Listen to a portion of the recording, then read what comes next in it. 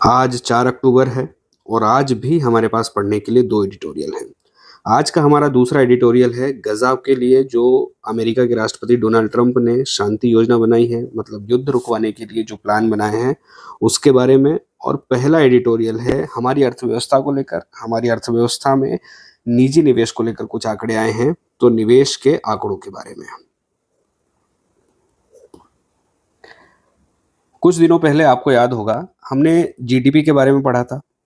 हमने देखा था कि जीडीपी के 4 पहिए हैं, यानी 4 कंपोनेंट हैं। तो जब भी हम जीडीपी का कैलकुलेशन करते हैं एक्सपेंडिचर मेथड से, तो वहां पर हमको 4 कंपोनेंट को जोड़ देना होता है और हमें जीडीपी का आंकड़ा मिल जाता है।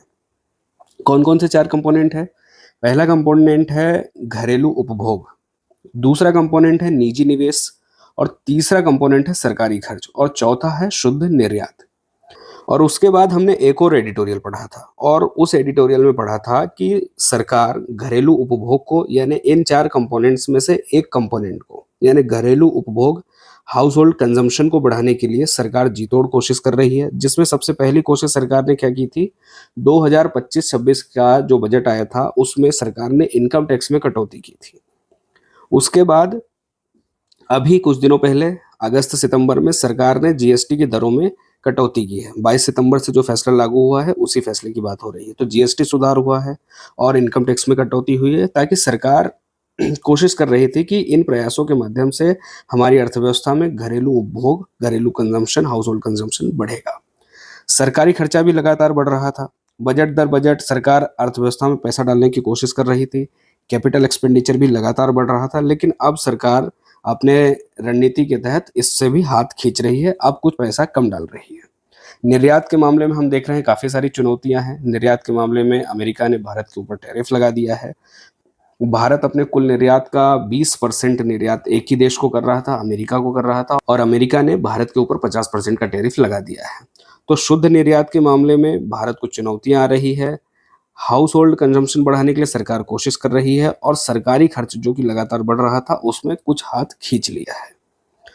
अब बचा निजी निवेश। इस पूरे एडिटोरियल में निजी क्षेत्र से आने वाले निवेश को लेकर ही बात की जा रही है। कहा जा रहा है कि भारतीय कंपनियां, आंकड़े भी बता रहे हैं कि भारतीय कंपनियां ज्यादा निवेश कर रही हैं और विदेशी कंपनियां भारतीय अर्थव्यवस्था में निवेश नहीं कर रही हैं। पिछले 6 महीनों में, यानी जो वित्त वर्ष चल रहा है उसकी पहली 6 माही में, कौन सा वित्त वर्ष चल रहा है? वित्त वर्ष चल रहा है 2026। तो वित्त वर्ष 2026 की पहली तिमाही में, यानी पहली 6 माही में, यानी फर्स्ट हाफ में जितना निवेश आया है उसमें से अधिकतर हिस्सा भारतीय कंपनियों का है। कुल निवेश आया है लगभग 9.9 लाख करोड़ रुपए। तो 9.9 लाख करोड़ रुपए का निवेश आया है। निवेश मतलब अभी आया नहीं है, वास्तविक रूप से निवेश हुआ नहीं है। इस निवेश की घोषणाएं हुई हैं। तो इस निवेश की जो घोषणाएं की हैं उनमें अधिकतर घोषणाएं भारतीय कंपनियों ने की है। तो सवाल है कि भारतीय कंपनियों ने कितना निवेश किया है, यानी भारतीय कंपनियों ने निवेश की घोषणा जो की है उसमें भारतीय कंपनियों का हिस्सा कितना है और विदेशी कंपनियों का हिस्सा कितना है। तो 2018-19 की बात करें तो 2018-19 के वित्त वर्ष में भारतीय कंपनियों ने लगभग निजी क्षेत्र से आने वाले कुल निवेश में 77% का योगदान दिया था, और बाकी योगदान यानी बाकी निवेश विदेशी कंपनियों से आया था। उसकी रकम थी लगभग 2.5 लाख करोड़ रुपए के आसपास थी, जो विदेशी कंपनियों ने 2018-19 के वित्त वर्ष में निवेश किया था।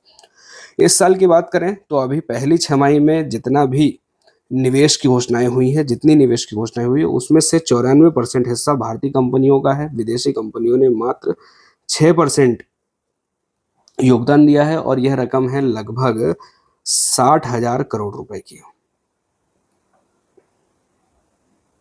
यहाँ पर जैसे कि हमने बात की कि अभी तक सिर्फ घोषणाएं हुई हैं, वास्तविक निवेश कितना होना है, कितना निवेश वास्तव में कंपनियां कर पाएंगी, भले ही घोषणा कर दी हो, घोषणाएं भले ही ज्यादा की कर दी हो, लेकिन वास्तव में कितना निवेश आएगा ये समय बताएगा। लेकिन एक बात साफ है कि अभी तक जो घोषणाएं हुई हैं पूरी तरह से उनमें भारतीय कंपनियों ने ज्यादा घोषणाएं की हैं, विदेशी कंपनियों ने घोषणाएं नहीं की हैं। पिछले एडिटोरियल में हमने पढ़ा था कि निजी क्षेत्र निवेश नहीं कर पा रहा है। निजी क्षेत्र निवेश नहीं कर रहा है या फिर बहुत कम निवेश कर रहा है, क्योंकि निवेशकों को लगता है कि जितना पैसा हम लगाएंगे शायद उतना पैसा निकल नहीं पाएगा। मार्केट में अभी उतनी डिमांड नहीं है। डिमांड क्यों नहीं है? क्योंकि लोगों के पास परचेसिंग पावर नहीं है। परचेसिंग पावर नहीं है क्योंकि लोगों के पास पैसा नहीं है, और इसलिए ही सरकार ने इनकम टैक्स में कटौती की थी। इसीलिए सरकार ने जीएसटी की दरों में कटौती की है, ताकि लोगों को बाजार जाने के लिए प्रोत्साहित किया जा सके। इन फैसलों से लोगों के पास कुछ पैसा बचेगा और कुछ डिमांड मार्केट में बढ़ेगी, क्योंकि चीज़ों की कीमतें भी कुछ हद तक कम हो सकती हैं। सरकार निजी क्षेत्र को निवेश करने के लिए प्रोत्साहित कर रही थी, प्रेरित कर रही थी। आंकड़े बता रहे हैं कि जो भी निवेश आया है, उनमें से अधिकांश निवेश मैन्युफैक्चरिंग सेक्टर में आए हैं। तो सरकार जो निजी क्षेत्र को निवेश करने के लिए प्रोत्साहित कर रही थी, उसमें से भारतीय कंपनियों ने निवेश किया है, भारतीय कंपनियों ने अपने हिस्से का काम किया है, और जितना निवेश आया है उसमें से अधिकतर हिस्सा आया है मैन्युफैक्चरिंग सेक्टर में। इसका क्या मतलब है? इसका मतलब है कि जो नया निवेश आएगा उससे कुछ ना कुछ भारत में बनेगा, प्रोडक्शन बढ़ेगा, प्रोडक्शन होगा। प्रोडक्शन होगा तो रोजगार बढ़ेंगे। कुल मिलाकर भारतीय अर्थव्यवस्था के लिए शुभ संकेत है। अब यहाँ पर सवाल है कि ये निवेशक निवेश क्यों कर रहे हैं? भारतीय अर्थव्यवस्था में ये भारतीय निवेशक निवेश क्यों कर रहे हैं? सच में इनको भारतीय अर्थव्यवस्था में कोई उम्मीद नजर आ रही है, कोई संभावनाएं दिखाई दे रही हैं, या फिर जीएसटी की दरों में कटौती के कारण ये फैसले लिए जा रहे हैं? तो अच्छी बात यह है कि जो जितनी भी घोषणाएं हुई हैं, उनमें से अधिकतर घोषणाएं 15 अगस्त से पहले हो चुकी हैं, यानी जीएसटी की दरों में कटौती की घोषणा से पहले ये घोषणाएं हो चुकी थी। अब इसमें अच्छी बात क्या है? अच्छी बात यह है कि जब 15 अगस्त को जीएसटी की दरों में कटौती की घोषणा हुई थी, उससे पहले ये कंपनियां भारत में निवेश कर चुकी थी या निवेश की घोषणाएं कर चुकी थी, और ये घोषणाएं 15 अगस्त के पहले हुई हैं। इसका मतलब ये है कि ये जीएसटी में दरों में कटौती को देखकर निवेश नहीं कर रही हैं, बल्कि इनको भारतीय अर्थव्यवस्था में विश्वास है, भारतीय अर्थव्यवस्था में इन्हें संभावनाएं नजर आ रही हैं, भारतीय अर्थव्यवस्था की स्थिति इन्हें ठीक लग रही है। अगर ये निवेश भारत में सच में होता है, तो इससे भारत में प्रोडक्शन बढ़ेगा, रोजगार बढ़ेंगे, बिक्री बढ़ेगी, और सरकार के खजाने में पैसा जमा होगा, जिसका उपयोग भारत में डेवलपमेंट के लिए किया जा सकता है, सुरक्षा के लिए किया जा सकता है, और विभिन्न योजनाओं परियोजनाओं के लिए पैसा खर्च किया जा सकता है। विदेशी कंपनियों की बात करें तो इस वित्त वर्ष में विदेशी कंपनियों ने, यानी वित्त वर्ष 2026 की पहली छमाही में विदेशी कंपनियों ने लगभग 60,000 करोड़ का निवेश किया है, जो कि पिछले 3 सालों में गिरावट को दिखा रहा है। मतलब पिछले 3 सालों में विदेशी कंपनियों का निवेश लगातार गिरा है, और पिछले 5 सालों का यह सबसे न्यूनतम, सबसे निचला स्तर है। पिछले कुछ सालों में अर्थव्यवस्थाओं के सामने, पूरी वैश्विक अर्थव्यवस्था के सामने, देशों की अर्थव्यवस्था के सामने और निवेशकों के सामने काफी चुनौतियां रही। कोविड-19 महामारी के कारण भी, और इसके अलावा भी कई दूसरी चीजों के कारण भी निवेशक हतोत्साहित हुए हैं। लेकिन 2023 में 3% निवेश बढ़ा था। मतलब इतनी सारी चुनौतियों के बावजूद भारत में निवेश बढ़ा है। 2023 में 3% निवेश बढ़ा था, और 2024 में लगभग 11% की बढ़ोतरी हुई थी निवेश में। भारतीय अर्थव्यवस्था के लिए यह एक शुभ संकेत की तरह देखा जा सकता है। अभी अमेरिका ने भारत के ऊपर टैरिफ लगा दिया है। इसका मतलब है कि भारत में बनी चीजें अमेरिका में बिकने जाएंगी, तो उन पर ज्यादा टैक्स लगेगा। ज्यादा टैक्स का मतलब है कि मैन्युफैक्चरिंग कॉस्ट, भारत में टैक्स, माल ढुलाई, और फिर अमेरिका में बढ़ा हुआ टैक्स, कुल मिलाकर भारत की चीजें अमेरिका के बाजार में महंगी हो जाएंगी, और लोगों को भारत की चीज़ों को खरीदने में रुचि नहीं रहेगी। वे लोग भारत की महंगी चीज़ों के बजाय यूएसए में या फिर दूसरे देशों से आई सस्ती चीज़ों को खरीदेंगे, और भारतीय चीज़ें वहाँ पर कॉम्पीट नहीं कर पाएंगी दूसरी चीज़ों के साथ। इसलिए विदेशी कंपनियां भी भारत में निवेश नहीं करना चाहती, क्योंकि अगर भारत में मैन्युफैक्चरिंग कर भी ली तो एक्सपोर्ट तो हो नहीं पाएगा, और भारत में भी डिमांड पहले से कम है। लेकिन विदेशी कंपनियों का भारत से दूर जाना सिर्फ इस एक फैसले के कारण नहीं हुआ है, बल्कि विदेशी कंपनियां भारत में पहले से ही दूरी बना रही थी, भारतीय अर्थव्यवस्था से दूरी बना रही थी, और निवेश पिछले 5 सालों में न्यूनतम स्तर पर है। पिछले 3 सालों में लगातार निवेश कम हुआ है विदेशी कंपनियों का भारतीय अर्थव्यवस्था में। यह एक चिंता की बात है, और इस चिंता को एड्रेस किया जाना बहुत ज्यादा जरूरी है। तो विदेशी कंपनियां भारत में निवेश नहीं कर रही हैं, ऊपर से सरकार भी कैपेक्स में हाथ खींच रही है। कैपिटल एक्सपेंडिचर में लगभग 71% की गिरावट है। इस साल जो सरकार की तरफ से घोषणाएं हुई है, वो लगभग 1.5 लाख करोड़ की ही हुई है। और जब विदेशी कंपनियां निवेश नहीं कर रही, सरकार भी अर्थव्यवस्था से हाथ खींच रही है, तो अब सारी जिम्मेदारी भारतीय कंपनियों पर आ गई है। निवेश का दबाव भारतीय कंपनियों पर बढ़ गया है। इसलिए जरूरी है कि भारतीय कंपनियां ज़्यादा से ज़्यादा निवेश करें। हालांकि उन्हें संभावनाएं दिखेंगी क्योंकि यह निजी क्षेत्र है, और यदि उन्हें लाभ दिखेगा तभी भी भारतीय अर्थव्यवस्था में भारतीय कंपनियां निवेश कर पाएंगी। अंत में एडिटोरियल चलते चलते एक बात कहता है कि भारत में बिजनेस करने की, भारत में निवेश करने की, भारत में मैन्युफैक्चरिंग यूनिट शुरू करने की पूरी प्रोसेस को बहुत ज़्यादा सरल और पारदर्शी बनाया जाना चाहिए। Tax system, tax regulation system को और ज़्यादा स्पष्ट किया जाना चाहिए, ताकि कंपनियों में और सरकार के बीच टैक्स को लेकर कोई डिस्प्यूट ना हो। और इस तरह के डिस्प्यूट अक्सर अदालतों में जाते हैं और सरकार और कंपनियां अक्सर लंबे समय तक अदालतों में लड़ती रहती हैं। तो पूरी प्रक्रिया सरल होनी चाहिए, प्लग एंड प्ले हो जाए तो बहुत ज़्यादा अच्छा है, ताकि व्यापार करना, भारत में निवेश आना बहुत ज़्यादा सरल हो सके और भारतीय अर्थव्यवस्था को इसका फायदा मिल सके। एडिटोरियल में इतनी ही बातें थी। की पॉइंट्स के थ्रू एक बार फिर से देख लेते हैं क्या क्या बातें कही गई थी। तो बात यह है कि 2026 का जो साल है, वित्त वर्ष 2026 जो अभी चल रहा है, उसकी पहली 6 माही में जितनी भी घोषणाएं हुई हैं निजी निवेश को लेकर, मतलब निजी कंपनियों के द्वारा जितनी घोषणाएं हुई हैं, वो रकम है लगभग 9.9 लाख करोड़ रुपए। इसमें से 94% हिस्सा भारतीय कंपनियों का है। विदेशी कंपनियों का हिस्सा बहुत कम है, बहुत ज़्यादा कम है। विदेशी कंपनियों को भारतीय अर्थव्यवस्था में अभी संभावनाएं नजर नहीं आ रही हैं, और विदेशी कंपनियां भारतीय अर्थव्यवस्था से दूरी बनाए हुए हैं। तुलना करें तो 2018-19 में घरेलू कंपनियों का हिस्सा था 77% और विदेशी कंपनियों ने लगभग 2.5 लाख करोड़ रुपए का निवेश किया था। अभी यानी इस वित्त वर्ष की पहली 6 माही में, यानी वित्त वर्ष 2026 की पहली 6 माही में भारतीय कंपनियों का हिस्सा है 94% और विदेशी कंपनियों ने कुल मिलाकर 0.6 लाख करोड़ यानी 60,000 करोड़ रुपए का निवेश भारतीय अर्थव्यवस्था में किया है। सकारात्मक संकेत यह है कि जो घरेलू उद्योग हैं यानी भारतीय कंपनियां हैं, वे भारतीय अर्थव्यवस्था में भरोसा जता रही हैं, इसलिए तो निवेश कर रही हैं। मैन्युफैक्चरिंग में निवेश आया है, मैन्युफैक्चरिंग में निवेश आया मतलब मैन्युफैक्चरिंग बढ़ेगी, मतलब प्रोडक्शन बढ़ेगा, मतलब रोजगार बढ़ेंगे। और अच्छी बात यह है कि जीएसटी की दर में कटौती से पहले ही इन निवेश की घोषणा हो चुकी थी। इसका मतलब है कि लालच में नहीं, एक शॉर्ट टर्म गेन करने के लिए नहीं, बल्कि इन लोगों को भारतीय अर्थव्यवस्था में दीर्घकालिक स्थिरता दिख रही है, दीर्घकालिक संभावनाएं दिख रही है।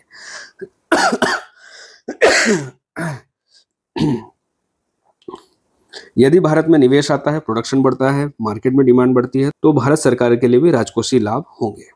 चुनौतियां क्या है? विदेशी निवेश कम आ रहा है, पिछले 3 सालों से लगातार कम हो रहा है, सरकारी खर्चा भी कम हुआ है और विदेशी निवेशकों को संभावनाएं भारत में कम नजर आ रही हैं।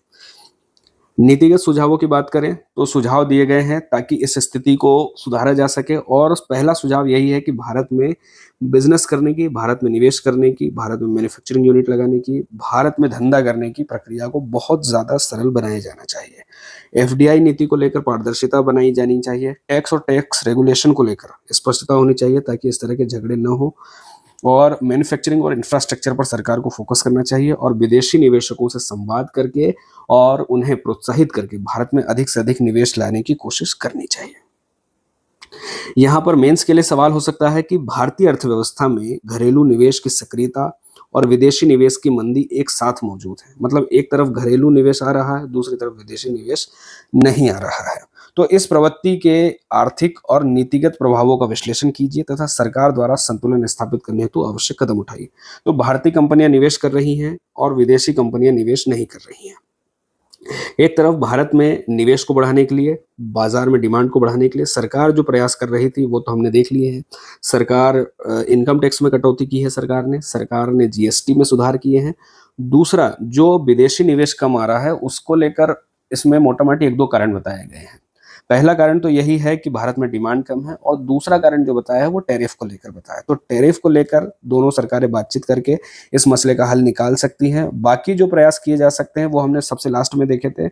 हमने देखा था कि ईज ऑफ डूइंग बिजनेस के लिए हमें कुछ करना चाहिए, एफडीआई नीति को पारदर्शी बनाया जाना चाहिए, टैक्स रेगुलेशन और टैक्स रेगुलेटरी बॉडीज और कंपनियों के बीच में अगर कोई झगड़े हैं और कोई अस्पष्टता है तो उन्हें स्पष्ट किया जाना चाहिए, मैन्युफैक्चरिंग और इंफ्रास्ट्रक्चर पर ध्यान दिया जाना चाहिए, और विदेशी निवेशकों के साथ संवाद करके, विदेशी निवेशकों के साथ बातचीत करके निवेश लाने की कोशिश करनी चाहिए। प्रीलिम्स के लिए एमसीक्यू हो सकते हैं, और जिसमें पहला एमसीक्यू है कि चालू वित्त वर्ष की पहली 6 माही में निजी क्षेत्र की नई निवेश घोषणाओं का कुल मूल्य लगभग कितना है। इस तरह के सवाल वैसे तो पूछे नहीं जाते, फिर भी 9.9 लाख करोड़ रुपए है।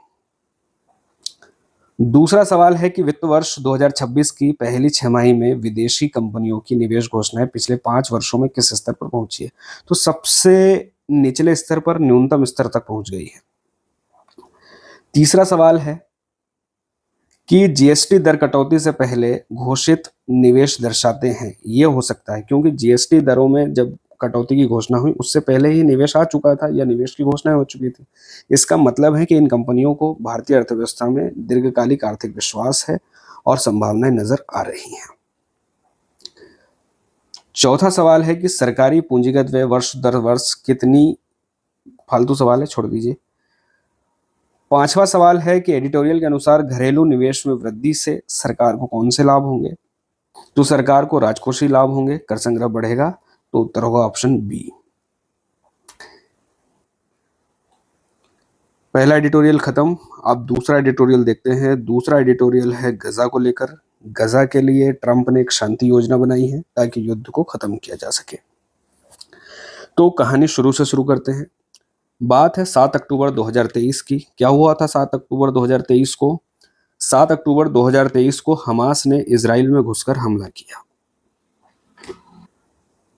कई लोगों को बंधक बनाया और उन्हें गजा लेकर चले गए।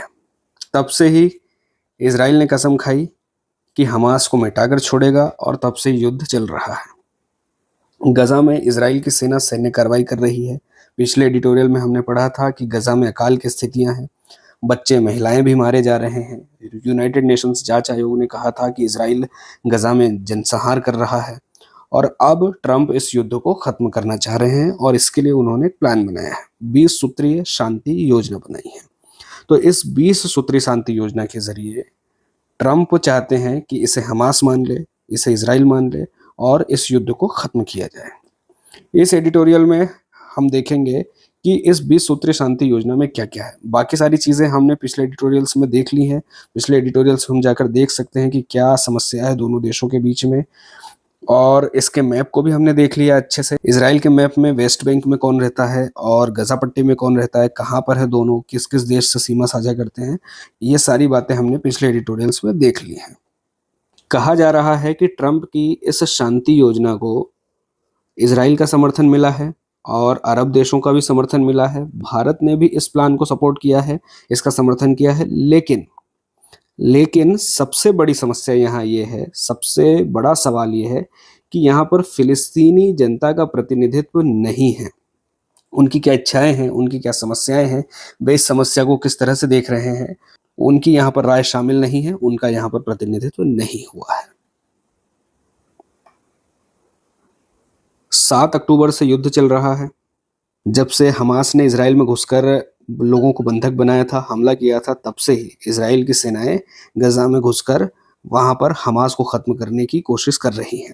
पूरा गजा खंडर बन चुका है, लाखों लोग विस्थापित हो चुके हैं, लेकिन अभी तक हमास पूरी तरह से हारा नहीं है और इजराइल सेनाएं भी हार मानने के लिए तैयार नहीं है, रुकने के लिए तैयार नहीं है। हार का तो सवाल ही नहीं उठता इजराइल के बारे में। अब ट्रंप ने युद्ध को खत्म करने का प्लान तो बना लिया है और उसको इजराइल का समर्थन भी मिल रहा है, लेकिन अगर इस क्षेत्र में स्थायी शांति स्थापित करनी है तो इस तरह के एक तरफा प्लान से काम नहीं होने वाला है। यहाँ पर जरूरी है कि इजराइल और फिलिस्तीन के प्रतिनिधियों के बीच में बातचीत हो, इस समस्या को लेकर समाधान निकाला जाए, एक समझौता हो और तब जाकर कहीं इस समस्या का समाधान निकल सकता है।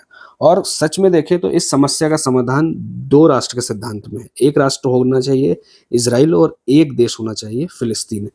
अगर फिलिस्तीन नहीं बनता है, इजराइल और फिलिस्तीन दोनों मिल बैठकर एक समझौते पर नहीं पहुंचते हैं, तो इस समस्या का समाधान नहीं हो सकता। ऊपर से नेतन्याहू कह चुके हैं या तो इस प्लान को स्वीकार करो या फिर हमले झेलो।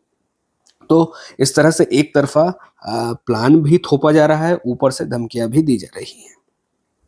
इजराइल का जो युद्ध हमास के खिलाफ शुरू हुआ था, अब पूरी गजा के खिलाफ, गजा के लोगों के खिलाफ और वहां के मासूम बच्चों और महिलाओं के खिलाफ अब उतर आया है और कई लोग मारे जा चुके हैं, मारे जा रहे हैं। इजराइल की सेनाएं लगातार गोलीबारी कर रही हैं, अपने अभियान कर रही हैं और इसमें हमने देखा था पिछले एडिटोरियल्स में कि किस तरह से जब खाना बांटा जाता है तो कतारों में लगे लोगों पर हमले कर दिए जाते हैं। तो इस तरह का रवैया इजराइल का ठीक नहीं है। गजा में एक प्रकार से जनसंहार किया जा रहा है और इसके लिए इजराइल को जिम्मेदार ठहराया जाना चाहिए। अब सवाल है कि इस प्लान में क्या क्या है।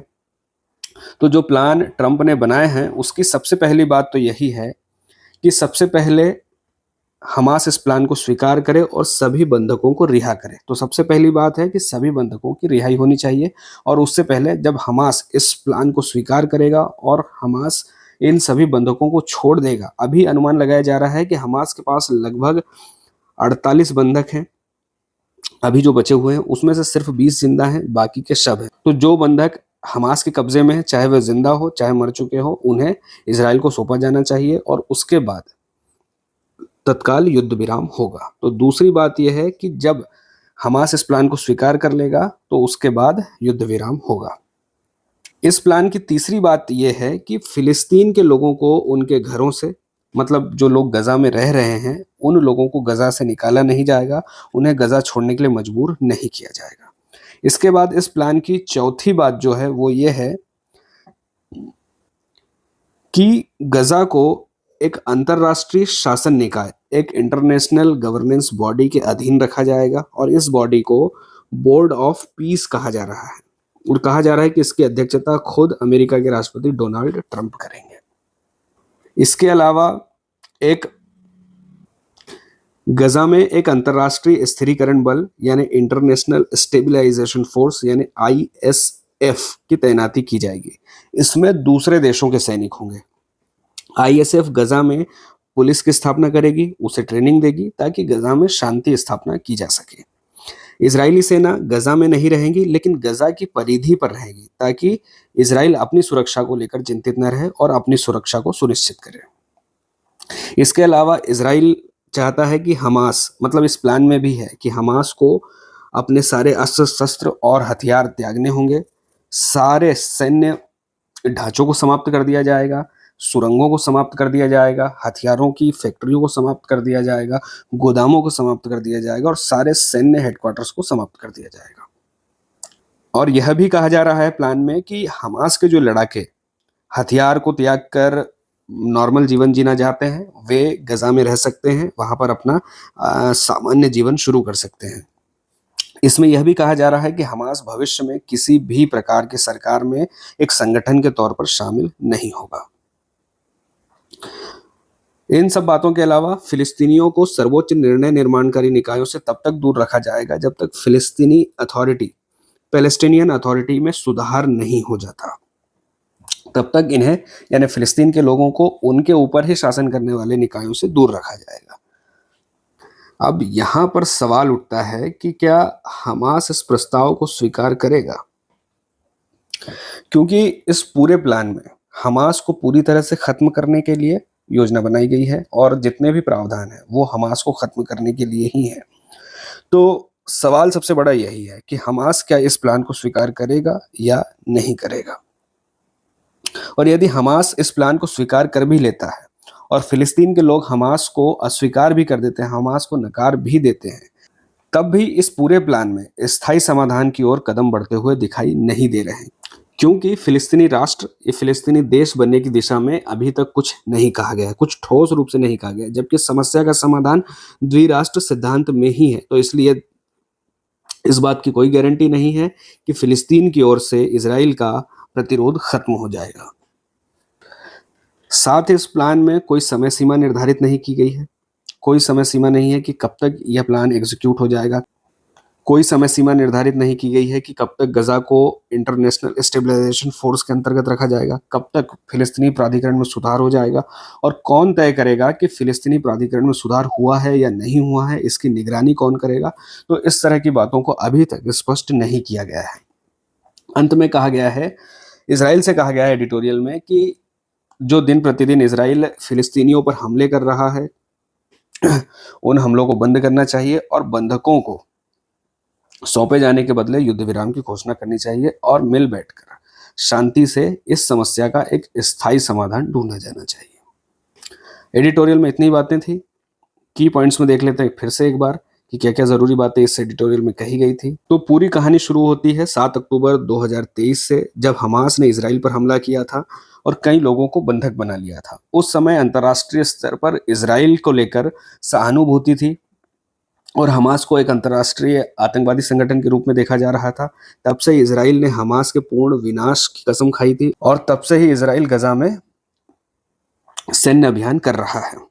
लेकिन हमास के खिलाफ युद्ध धीरे धीरे गजा के मासूम लोगों के खिलाफ हो गया। गजा में पूरी तरह से तबाही मच चुकी है, गजा खंडर बन चुका है, वहां की लगभग पूरी आबादी विस्थापित हो चुकी है और अब ट्रंप इस युद्ध को समाप्त करने के लिए 20 सूत्रीय पीस प्लान लेकर आए हैं। ट्रंप की योजना में यह है कि इस योजना को सबसे पहले हमास को स्वीकार करना होगा, बंधकों को छोड़ना होगा और बंधकों को छोड़ने के साथ ही तत्काल युद्ध विराम होगा। फिलिस्तीनी लोगों को विस्थापित नहीं किया जाएगा। जो लोग गजा में रहना चाहते हैं वे लोग गजा में रह सकते हैं। तब तक गजा को एक अंतर्राष्ट्रीय शासन निकाय के अधीन रखा जाएगा जिसे बोर्ड ऑफ पीस कहा जा रहा है, जिसकी अध्यक्षता स्वयं ट्रंप करेंगे। जैसे ही इजराइल की सेनाएं गजा से पीछे हटेंगी, वहां पर एक अंतर्राष्ट्रीय स्थिरीकरण बल यानी इंटरनेशनल स्टेबिलाईजेशन फोर्स की तैनाती की जाएगी। इंटरनेशनल स्टेबिलाईजेशन फोर्स यानी ISF गजा में पुलिस की स्थापना करेगी, उसे ट्रेनिंग देगी ताकि गजा में शांति स्थापित की जा सके। इजराइल की सेनाएं गजा के आसपास रहेंगी ताकि खुद की सुरक्षा को सुनिश्चित कर सके। हमास को पूरी तरह से हथियार त्यागने होंगे और वहां पर सारा सैन्य ढांचा, सुरंगें ध्वस्त की जाएंगी, गजा के अंदर ध्वस्त की जाएंगी। और फिलिस्तीनी लोगों को सबसे ऊंची निर्णय निर्माणकारी संस्थाओं से तब तक दूर रखा जाएगा जब तक कि पैलेस्टीनियन अथॉरिटी में सुधार पूरे नहीं हो जाते। अब इस प्लान को लेकर आलोचनाएं की जा रही हैं। किसकी आलोचना की जा रही है? इजराइल और अमेरिका की आलोचना की जा रही है। कहा जा रहा है कि यह योजना इजराइल के हितों को प्राथमिकता दे रही है और इसमें फिलिस्तीनी लोगों का प्रतिनिधित्व नहीं है और गजा पर एक नई प्रकार की औपनिवेशिक व्यवस्था थोपी जा रही है, क्योंकि वहां पर जो शासन करने वाले निकाय होंगे वे गजा के लोग नहीं होंगे, गजा के प्रतिनिधि नहीं होंगे, फिलिस्तीनी लोगों के प्रतिनिधि नहीं होंगे, बल्कि दूसरे देशों के लोग होंगे। और इसको लेकर कोई समय सीमा निर्धारित नहीं की गई है कि इसका कार्यान्वयन कब तक हो जाएगा और इसकी निगरानी कौन करेगा और यह तय कौन करेगा कि अब स्थितियां सामान्य हो चुकी है। और फिलिस्तीनी राज्य मतलब फिलिस्तीन की स्थापना, फिलिस्तीन देश की स्थापना को लेकर कोई स्पष्ट बात नहीं कही गई है। निष्कर्ष यह निकाला जा रहा है आलोचकों के द्वारा कि यह योजना शांति नहीं लाएगी, बल्कि एक बार फिर से इस पूरे मामले को संकट की ओर धकेल देगी। इसको लेकर सवाल भी इस तरह का ही है कि गजा संघर्ष में ट्रंप की शांति योजना को पीस मिराज कहा जा रहा है और इस कथन का समालोचनात्मक विश्लेषण कीजिए। तो सीधी सी बात है, गजा में जो स्थितियां हैं वे किसी से छिपी नहीं है।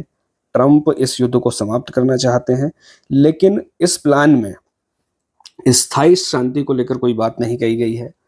जो भी इसके प्रावधान हैं वे इजराइल के हितों को साधते हैं, इजराइल के हितों के पक्ष में है और स्थायी समाधान द्विराष्ट्र सिद्धांत में है, फिलिस्तीन राष्ट्र की स्थापना में, फिलिस्तीन बनाने में है। तो यह योजना दिखने में शांति स्थापित करते हुए दिखाई दे रही है, लेकिन सच में फिलिस्तीनी लोगों का प्रतिरोध, फिलिस्तीनी लोगों का गुस्सा शांत नहीं होने वाला है इस प्लान से, और क्योंकि इसमें उनका प्रतिनिधित्व नहीं है और फिलिस्तीनी देश की स्थापना को लेकर कोई बात स्पष्ट तौर से नहीं कही गई है। MCQ में पहला सवाल है कि ट्रंप की 20 सूत्रीय शांति योजना में गाजा को किसके अधीन रखने का प्रस्ताव है? तो बोर्ड ऑफ पीस, अंतर्राष्ट्रीय शासन निकाय होगा बोर्ड ऑफ पीस, उसके अधीन रखने का प्रस्ताव है।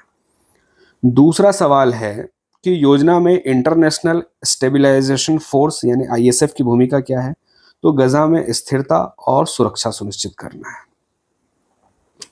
तीसरा सवाल है कि निम्नलिखित में से कौन सा बिंदु ट्रंप की योजना में अनुपस्थित है? तो फिलिस्तीन राज्य की स्थापना की समय सीमा इसमें नहीं है, बाकी सारी चीजें हैं। युद्ध विराम को लेकर भी इसमें कहा गया है, बंधकों की रिहाई को लेकर भी प्रावधान है, ISF की तैनाती को लेकर भी है और परिधीय सुरक्षा की बात जो है कि गजा के बॉर्डर्स पर, गजा की आसपास, गजा की परिधि पर इजराइल की सेना तैनात होगी। तो ये सारे प्रावधान तो हैं, लेकिन फिलिस्तीन राज्य की स्थापना को लेकर कोई समय सीमा नहीं बताई गई है, इसमें कोई ठोस आश्वासन नहीं दिया गया है और यही एक बिंदु है जो इस पूरी प्रक्रिया को और इस पूरे संकट को एक बार फिर से और ज्यादा गंभीर संकट की ओर धकेल रहा है। चौथा सवाल है कि पीस मिराज शीर्षक का निहितार्थ क्या है? तो शांति का भ्रम या दिखावा। इस प्लान से स्थायी तौर पर कोई शांति नहीं होती, यदि इस प्लान को मान लिया जाता है, दबाव में मान लिया जाता है अंतर्राष्ट्रीय स्तर पर, तो कुछ समय के लिए शांति स्थापना हो सकती है, लेकिन इस समस्या का समाधान नहीं निकलता है। 5वां सवाल है कि इस योजना का सबसे बड़ा व्यावहारिक खतरा क्या है? तो इस योजना का सबसे बड़ा व्यावहारिक खतरा ये है कि फिलिस्तीनी लोगों पर एक प्रकार की औपनिवेशिक शासन व्यवस्था स्थापित की जा रही है। एक बात हमें एडिटोरियल को समझकर यहाँ पर ध्यान रखनी है कि एडिटोरियल में बताई गई जितनी भी बातें होती हैं, वो एडिटर की अपनी राय होती है। तो हम उनकी राय से सहमत भी हो सकते हैं, असहमत भी हो सकते हैं, और हम सारी स्थिति को समझकर अपनी खुद की राय भी बना सकते हैं। आज के दोनों एडिटोरियल हमने देख लिए हैं। आज के लिए इतना ही, कल फिर मिलेंगे।